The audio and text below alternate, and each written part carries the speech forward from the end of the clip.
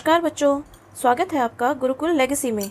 आज हम 5th class की संस्कृत की बुक का पहला अध्याय शुरू करेंगे। आपकी 5th क्लास से संस्कृत का इंट्रोडक्शन शुरू हो चुका है। आपको हमारी जो वैदिक भाषा है, वैदिक ग्रंथों की भाषा है संस्कृत, उसको सीखने का एक नया प्लेटफॉर्म मिल रहा है। तो इसमें मैं आपकी खूब मदद करना चाहती हूँ और इसीलिए आज मैं ये अपना नए सेशन का 2025 से 2026 का जो नया एकेडमिक ईयर है उसका पहला चैप्टर संस्कृत का शुरू करेंगे। ओके, तो चलो, पहला अध्याय है हमारा संयुक्त वर्णः। अब क्योंकि ये एक नई भाषा आप सीख रहे हैं, हिंदी और इंग्लिश आपको अच्छे से आती है, इस भाषा को सीखने में आपको थोड़ी सी कठिनाई महसूस होगी, लेकिन यकीन मानिए संस्कृत हमारे विश्व की सभी भाषाओं की जननी है।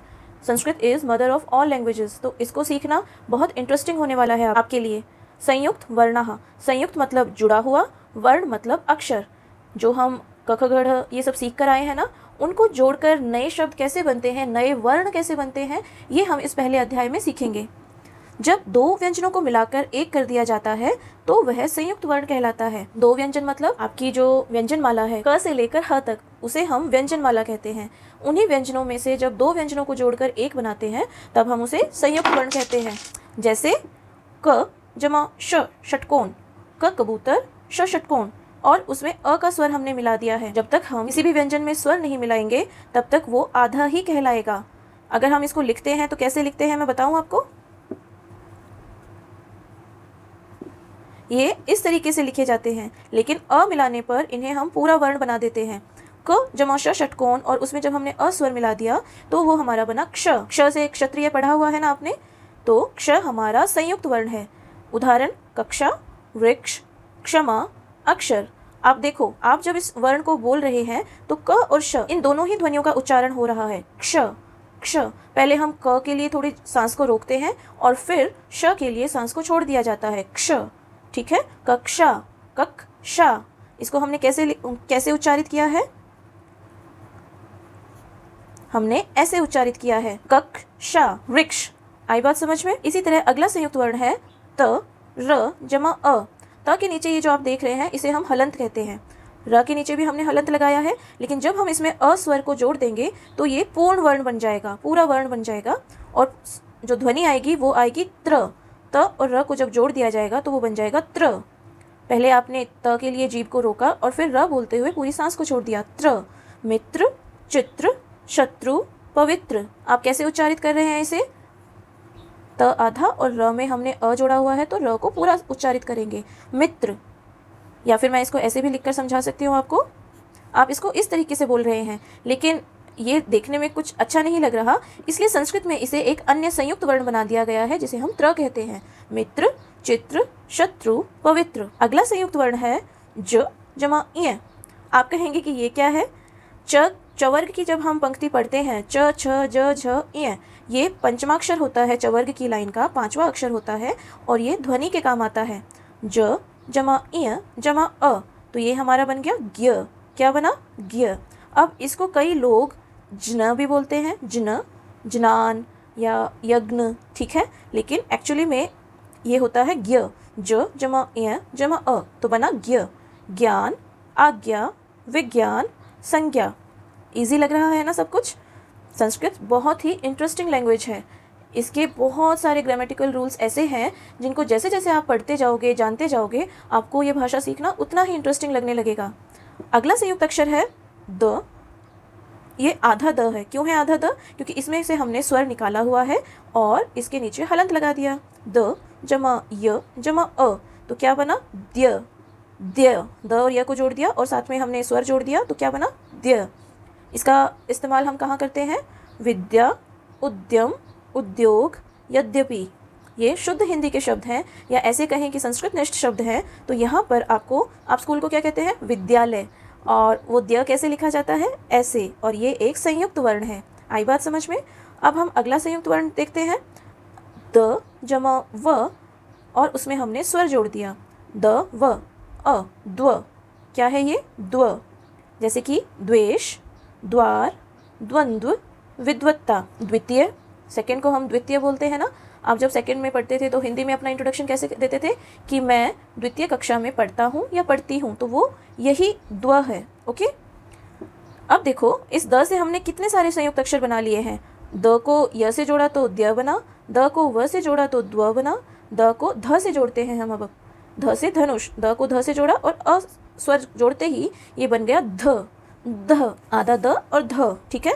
युद्ध, वृद्ध, शुद्ध, क्रुद्ध, इसमें आपका द और ध दोनों ही स्वर उच्चारित हो रहे हैं। जैसे आपकी कक्षा में किसी का नाम अगर हो रिद्धि तो आप उसको ऐसे लिखेंगे, किसी का नाम हो सिद्धि तो आप उसे ऐसे लिखेंगे, ओके। द के नीचे ध आएगा, रिद्धि, सिद्धि, युद्ध, वृद्ध, शुद्ध, क्रुद्ध, ओके। अब हम ध धनुष, आधा ध, य और अ अक्षर को मिलाकर क्या बना हमारा संयुक्त वर्ण? ध्य। क्या बना? ध्य। अध्याय, ध्यान, संध्या, अध्यापक, ये आपके संयुक्त वर्णों के नए नए शब्द तो आपने यूज़ किए होंगे पहले, लेकिन ये शब्द बनते कैसे हैं वो आपको आज पता चल रहा है। और कैसे पता चल रहा है? संस्कृत की मदद से।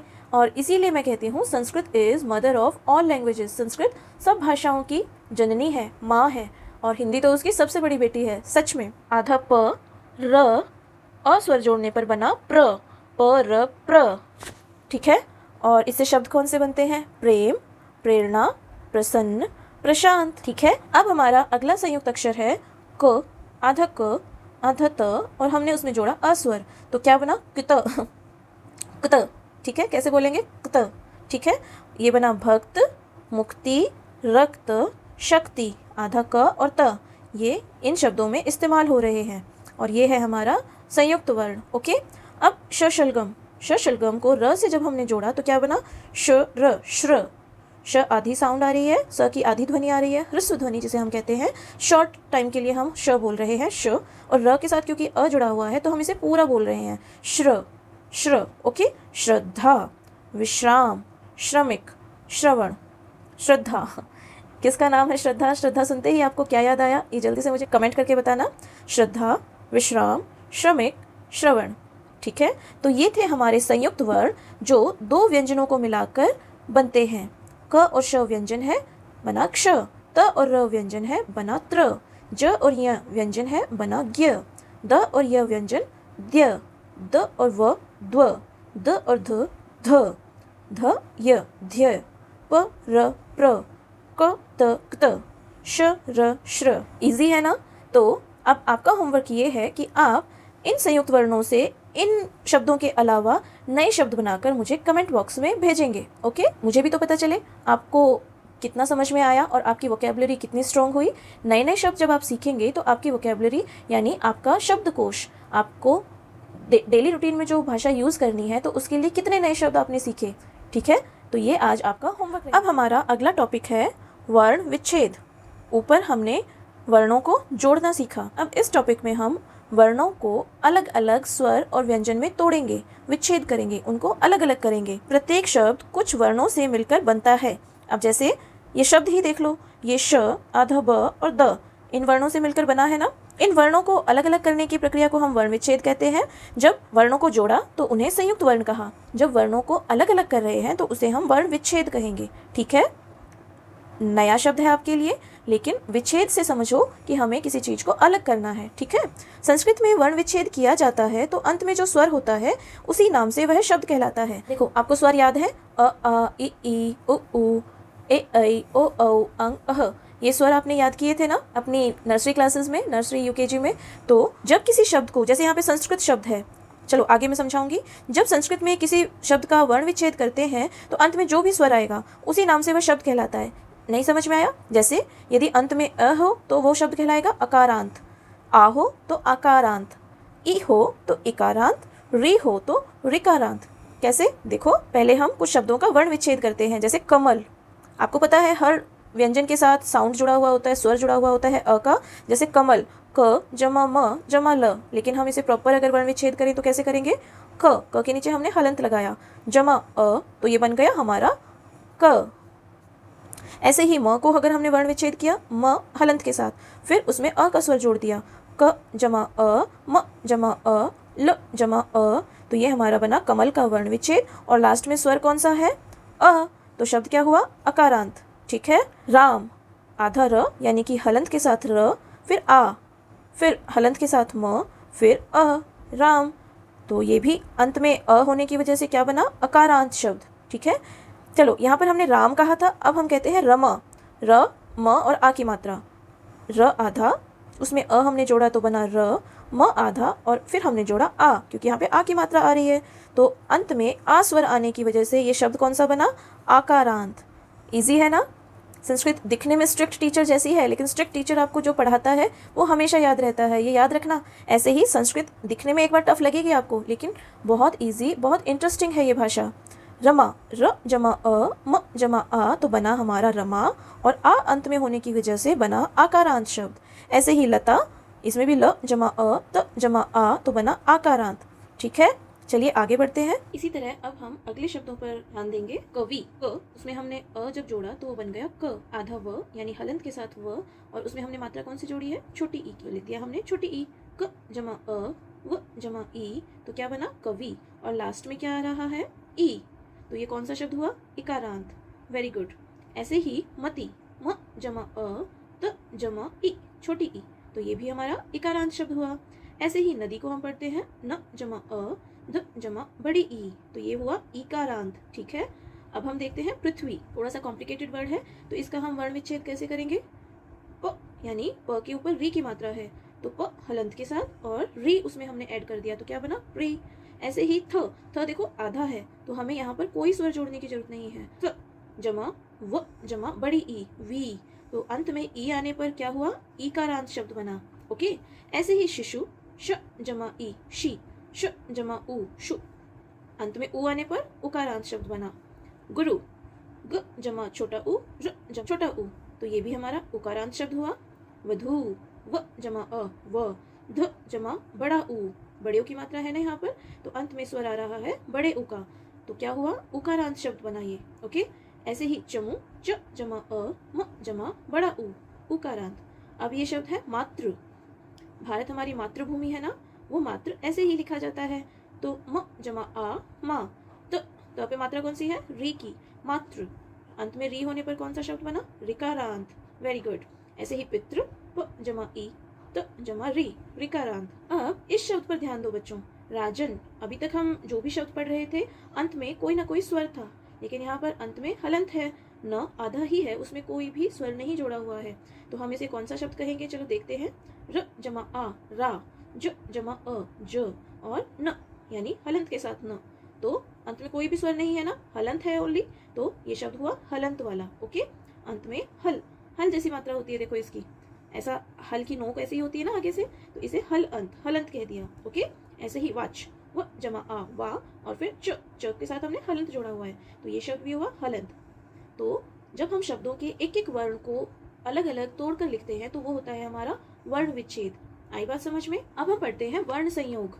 वर्ण संयोग किसे कहेंगे, देखो जब हम किसी भी वर्ण के ध्वनियों को अलग अलग तोड़कर लिख रहे थे तो वो वर्ण विच्छेद हुआ, लेकिन जब दो या दो से अधिक वर्णों को मिलाकर हम एक शब्द बनाते हैं तो उस प्रक्रिया को वर्ण संयोग या वर्ण संयोजन कहते हैं।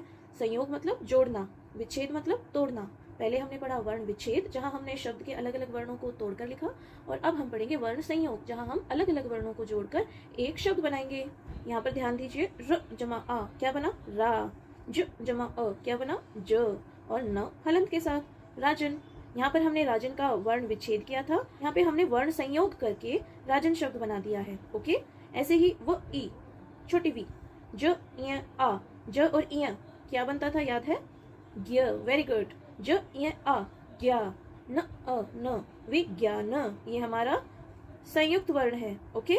द व, द और व को जोड़कर हमने क्या बनाया था, याद करो, द्व, और उस पे छोटी ई की मात्रा तो बना द्वि, त ई, ती, य अ, य, द्वितीय। याद है, द्व का उदाहरण देते समय मैंने तुम्हें द्वितीय शब्द बताया था। सेकंड को हम हिंदी या संस्कृत में द्वितीय कहते हैं। म ई, मी, त और र कौन सा संयुक्त अक्षर बनाते हैं, त्र, मित्र। ठीक है, और अंत में हमने हलंत हटाने के लिए अ स्वर जोड़ दिया, तो ये बना हमारा मित्र। है ना इजी, है ना इंटरेस्टिंग। स्टेप बाय स्टेप अगर आप पहले अध्याय से ही ध्यान लगाकर पढ़ेंगे तो संस्कृत कोई बहुत मुश्किल भाषा नहीं है, बहुत इजी है। हाँ, लेकिन अगर आपने अभी ध्यान नहीं दिया तो आगे चलकर जरूर बाकी बच्चों की तरह आप भी कहेंगे कि मैम बहुत टफ है संस्कृत। नहीं बच्चों, संस्कृत हमारी तो भाषाओं की जननी है। मुश्किल तो इंग्लिश थी, अगर हम एक फॉरेन लैंग्वेज को इतनी आसानी के साथ सीख सकते हैं तो हम अपनी ही मातृभाषा संस्कृत को क्यों नहीं सीखेंगे। ये तो हमारी हिंदी की मदर है, हमारी नानी हुई, और नानी का प्यार कभी मुश्किल या टफ लगा है? नहीं ना। स्टेप बाय स्टेप एक एक चीज अगर आप समझ कर करेंगे तो संस्कृत बहुत मजेदार, बहुत इंटरेस्टिंग भाषा है। तो मेरे साथ आप जुड़े रहिए। तो अगर आज आपको ये वीडियो पसंद आया, मेरा पढ़ाने का तरीका अच्छा और सरल लगा, संस्कृत समझने में मैंने आपकी थोड़ी सी भी हेल्प की, तो प्लीज मेरे चैनल को एक लाइक जरूर कीजिएगा और अपने बाकी फ्रेंड्स के साथ भी शेयर कीजिएगा ताकि उन्हें भी संस्कृत आसान लगने लगे। और आज हमने संस्कृत का पहला अध्याय पढ़ा है। अगली वीडियो में मैं इस चैप्टर के अभ्यास कार्य आपके साथ सॉल्व करूंगी। आपको हर प्रश्न बहुत आसानी के साथ समझाते हुए आप ही से हल कराऊंगी। तो बने रहिए गुरुकुल लेगेसी के साथ, सब्सक्राइब कीजिए और बेल आइकन जरूर दबाइएगा ताकि मेरे आने वाली वीडियो की नोटिफिकेशन आपको मिलती रहे। तब तक के लिए संस्कृत पढ़िए, समझिए, हर स्टेप को फॉलो कीजिए और गुरुकुल लेगेसी को सब्सक्राइब कीजिए। नमस्कार, अपना ध्यान रखिएगा।